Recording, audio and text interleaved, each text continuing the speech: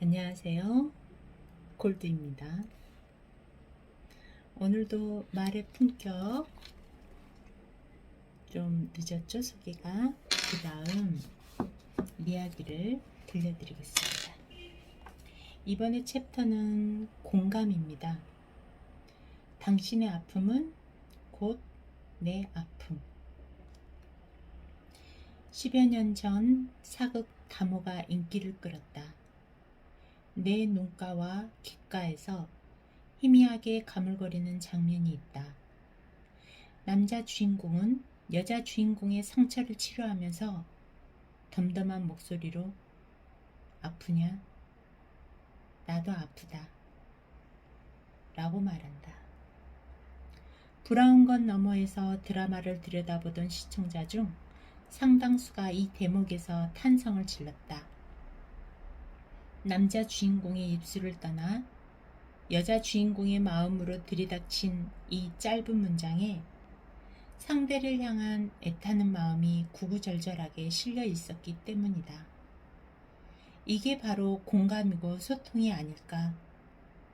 상대의 마음속으로 들어가 상대가 느끼는 아픔을 느끼고 또 상대의 입장과 시선으로 사물과 현상을 바라보는 자세야말로 소통의 정수가 아닐는지.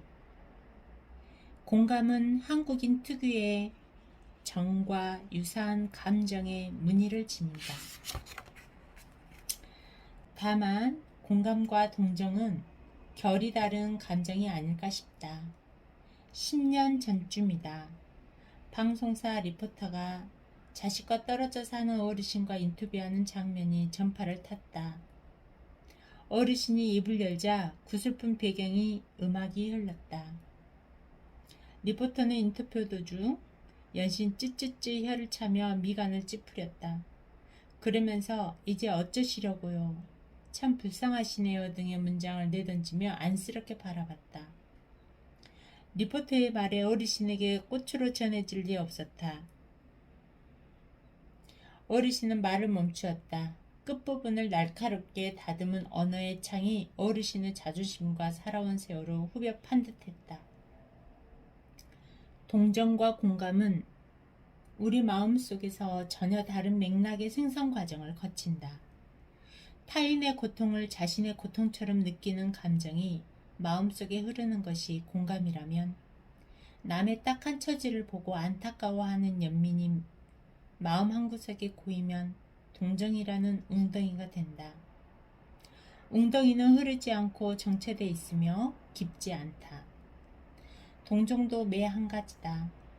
누군가를 가엽게 여기는 감정에는 자칫 본인의 형편이 상대방보다 낫다는 얄팍한 판단이 스며들 수 있다. 그럴 경우 동정은 상대의 아픔을 달래기는커녕 곪은 대로 곪은 상처에 소금을 끼얹는 것밖에 안 된다. 공감은 연민이나 측은지심보다 인과 가깝다고 나는 생각한다. 이는 사람인의 두 이를 더해 만든 한자다. 여기에 단순히 마음 씀씀이가 야박하지 않고 인자하다는 뜻만 있는 게 아니다. 천지 만물을 한 몸으로 여기는 마음가짐 혹은 그러한 행위까지 내포한다. 그래서 일찍이 공자는 인을 인간이 지녀야 하는 가장 기본적인 덕목으로 간주했다. 인간은 자신이 처한 환경과 관계 속에서 인을 실천하면서 비로소 인간으로 인정을 받는다는 것이다. 인의 반대는 불인이다. 본초 강목과 동의보감 등 동양의학 서적에는 다음과 같은 문장이 종종 등장한다. 신체 일부가 마비되면 불안할 수밖에 없다. 그러면 타인과 정서적으로 감정이 통하지 아니한다.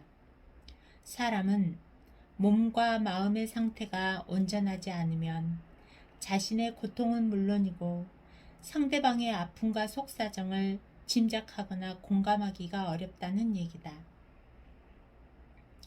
전방위적 지식인으로 불리는 한나 아렌트는 여기서 한 발 더 나아가 타인에 대한 공감 능력을 상실한 메마른 가슴에 악이 깃들 수 있다고 경고한다.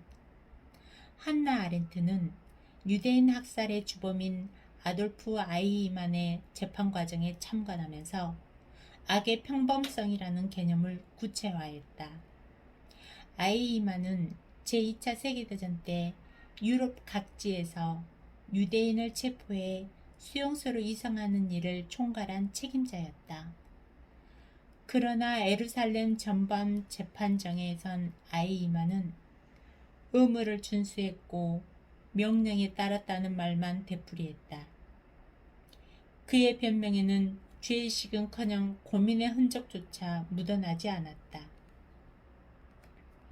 이를 지켜본 한나 아렌트는 그 악을 청안하는 것은 히틀러 같은 악인이지만 그 악과 손을 잡거나 그것을 실천에 옮기는 사람은 평범한 사람인지 모른다고 생각했다. 악이란 뿔 달린 악마처럼 별스럽고 괴이한 존재가 아닙니다. 사랑과 마찬가지로 언제나 우리 가운데 있습니다. 나는 학창시절 어느 서점에서 한나 아렌트의 책을 넘기다가 그녀의 주장이 지닌 무게가 너무 무거워 책 모서리를 쥔 채 그 자리에서 휘청거렸다. 한나 아렌트의 이야기가 과장된 것일까? 그녀가 거창한 단어를 문장 곳곳에 집어넣어서 자신의 주장을 부풀린 것일까? 그렇지 않다고 본다. 그녀의 말처럼 악은 인간의 내부에 잔입해 따리를 틀고 앉아 우리의 윤리적 고민과 성찰을 방해한다.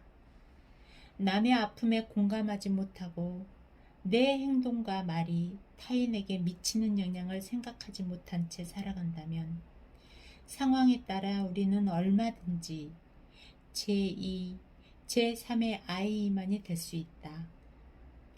우리가 공감과 무공감, 사유와 무사유 사이에서 끊임없이 자신의 위치를 확인하고 틈틈이 내면의 민낯을 성찰해야 하는 이유도 여기에 있다. 이렇게 챕터 공감이라는 챕터를 다 읽었고요. 그 다음엔 4편 반응, 대화의 물길을 돌리는 행동입니다. 일출을 보기 위해 가족과 함께 경기도에 있는 행주산성을 찾았다. 밤사이 차가운 공기가 구름을 완벽히 몰아내지 못했는지 해가 수줍게 고개를 내민 채 구름 사이를 산책하듯 거닐고 있었다. 붉은 해가 구름을 빠져나와 새벽빛이 땅에 내려앉기까지 적지 않은 시간이 걸렸다. 새해 첫 일출의 광경을 눈으로 목격하고 햇살의 알갱이를 온몸으로 받아내려는 사람들이 대열을 이루며 능선을 따라 자리 잡았다. 그들을 상대로 갖가지 방한용품을 판매하려는 상인들도 무수히 몰려들었다.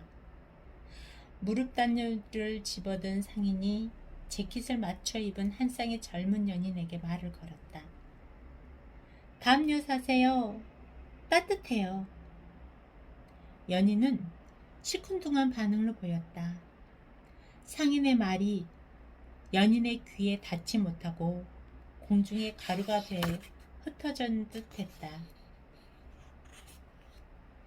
평소 그들이 사랑을 속삭일 때처럼 서로의 귀에 대고 담요 파나봐 라고 속삭일 뿐이었다. 상인은 이대로 물러설 수 없다는 듯 담요 끝단을 잡고 필사적으로 펄럭이며 목소리를 높였다. 쌉니다. 정말 싸요. 최고급 원단입니다.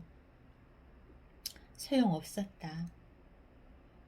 젊은 연인에게 담요의 재질과 가격은 그리 중요한 정보가 아닌 듯했다. 연인은 다정하게 팔짱을 낀 채 다시 걸음을 재촉했다.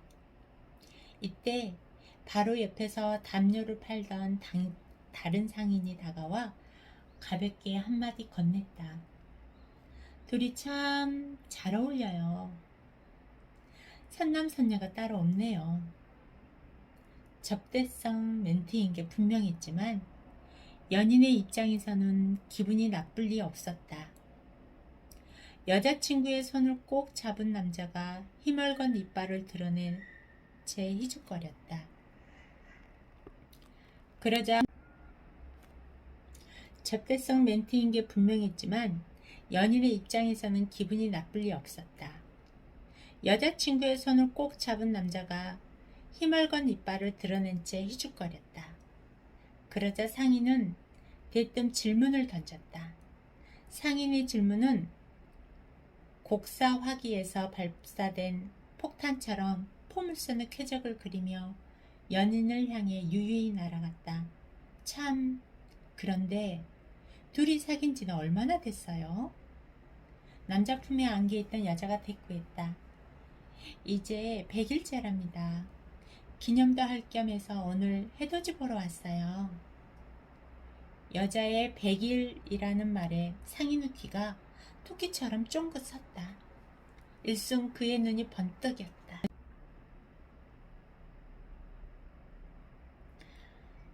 얼굴에는 엷은 미소가 번졌다.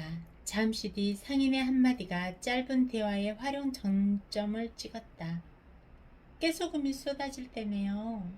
아무튼 정상에 오르면 기온이 뚝 떨어져요. 여자친구가 감기에 걸릴지도 몰라요. 그러자 남자가 정광석화의 속도로 지갑을 꺼내들며 말했다. 이런 담요 안에 챙겨서 올라가야겠네요. 얼마죠? 상인은 특유의 친화력을 발휘하며 연인에게 다가갔다. 흥미로운 점은 상품의 장점이나 차별성을 언급하지 않았음에도 담요를 파는 데 성공했다는 사실이다. 상인이 말을 나열한 순서를 복귀하면 더욱 흥미롭다. 상인은 몇 가지 질문을 건네면서 연인의 입에서 자연스럽게 대답을 빼냈다. 특히 기온이 뚝 떨어진다는 말은 단순한 정보 제공이 아니었다. 교제한 지 100일밖에 안 된 남자 가운데 기온이 뚝 떨어진다는 말을 듣고도 지갑을 열지 않을 사람이 몇이나 되겠는가. 상인은 단순히 물건을 팔려고 애쓴 게 아니라 고객이 사도록 만든 셈이다. 언젠가 방송인 신동엽이 말하는 방식을 유심히 들여다본 적이 있다. 신동엽은 조금 비약해서 얘기하면 한 번 말하고 두 번 듣고 세 번 맞장구를 치는 식으로 방송을 진행한다. 신동엽은 출연자가 말할 때 함부로 끼어들거나 중간에 말 허리를 꺾어 들어가지 않는다. 그저 출연자가 편안하게 얘기를 꺼내어 놓을 수 있도록 배려하며 대화의 장을 조성한다. 그러면서 판소리에서 장단을 짓는 고수가 창 사이사이에 흥을 돋우기 위해서 얼씨구, 좋다 같은 추임새를 삽입하는 것처럼 적절한 지점에서 아하, 그랬구나, 그 다음은요? 등의 감탄사가 질문을 가미한다. 그러면 출연자는 없던 용기를 낸다. 인적이 드문 산속에서 수맥을 찾아 우물을 파고 두레박으로 맑은 물을 길어 올리듯이 여타 프로그램에서 공개하지 않았던 내밀한 사연을 가슴에 끄집어내 과감하게 털어놓는다. 이 같은 말의 품격이 요구되는 곳이 어디 영업과 방송뿐이랴. 사회 곳곳에서 뿌리 깊게 박혀있는 불통과 대립을 타파하기 위해서라면 어쩌면 우리 모두가 토크쇼 사회자처럼 대화에 임해야 하는지도 모른다. 상대의 말에 귀 기울이고 상황에 맞게 리액션을 주고받으면서 반응을 끌어내고 그 반응이 솟아난 공간을 헤집고 들어가 서로의 마음을 탐험하고 헤아릴 필요가 있다. 리액션은 영장류의 소통 과정에서 꽤 중요한 역할을 한다. 영국의 진화 심리학자이자 인류학자인 로빈 덤바 교수는 인간의 의사소통 과정과 침팬지의 털 손질에서 유사한 점이 있다고 분석한다. 침팬지들은 서로 털을 고르고 만져주는 그루밍 동작을 통해 친밀함을 유지한다. 침팬지 사회에서 그루밍은 소일거리가 아니라 생존을 위한 행위다. 집단에서 따돌림을 당하거나 쫓겨나는 것은 곧 죽음을 의미하기 때문에 틈만 나면 그루밍에 매달릴 수밖에 없다.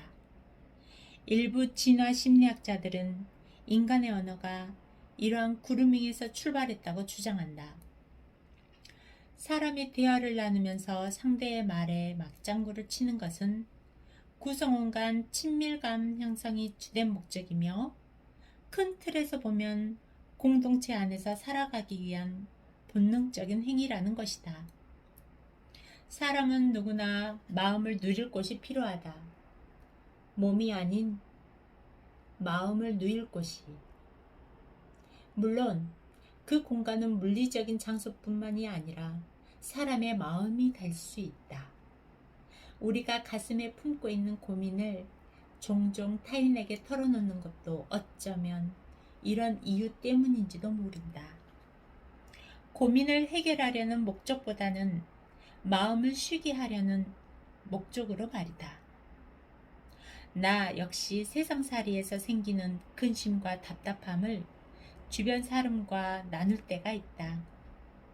그런데 이때 형식적인 위로나 격려보다는 마음의 장막을 먼저 풀어헤치고 다가와 나도 비슷한 아픔을 겪었어 라고 덤덤하게 말해주는 이들의 위로가 더 가슴에 와닿는다. 마음 깊은 곳에서 자신의 상처를 끄집어내 내게 보여주는 느낌이 든다.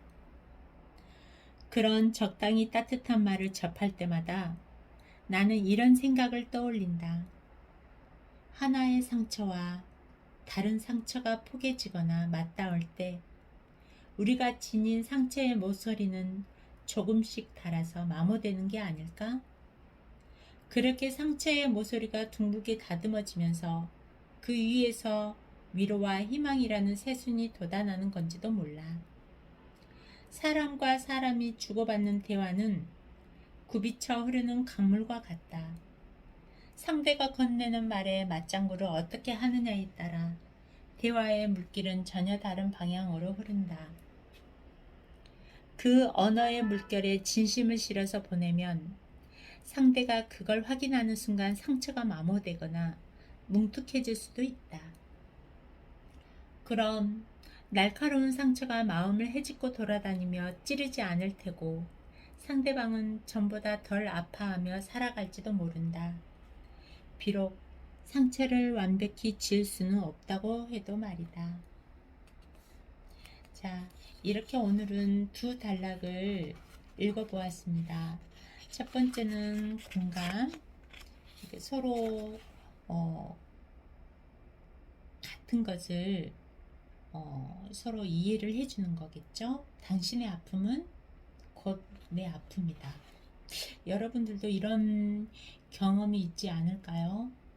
정말 상대를 걱정하고 상대가 아픈 거를 생각하면 밤새 잠을 못 자고 이 친구도 얼마나 힘들까, 나도 이렇게 잠을 못 자는데, 그런 생각에 친구를 생각하거나 누군가를 생각하고 사랑하거나 또 소중한 사람들을 생각하게 된다면 그 마음이 상대에게 충분히 전달되지 않을까 싶네요.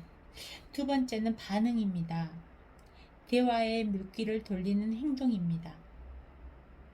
우리가 아무리 그게 맞는 말이어도 직설적으로 팩트만 폭격을 한다면 상대는 내가 잘했는지 잘못했는지, 그게 맞는지 틀린지를 떠나서 그 팩트 자체에 무너져 내릴 때가 있습니다. 상대가 그렇게 느끼게끔, 아픔을 느끼게끔, 고마움을 느끼게끔, 필요함을 느끼게끔, 상대가 스스로 느끼게끔 그런 반응을 우리 스스로가 이끌어낼 수 있도록 마음을 다잡아주는 것이 중요할 것 같습니다. 자, 오늘은 이 두 챕터를 공부했고요. 자, 이제 또 다음 시간에 찾아뵙도록 하겠습니다. 좀 늦었어요. 제가 몸이 좀 안 좋아서 며칠 좀 병치레를 했습니다. 다음엔 좀 더 건강한 모습으로 자주 찾아뵙도록 하겠습니다. 오늘도 즐거운 하루, 행복한 하루, 많이 웃는 하루, 감사한 하루 보내세요. 감사합니다. 골디였습니다.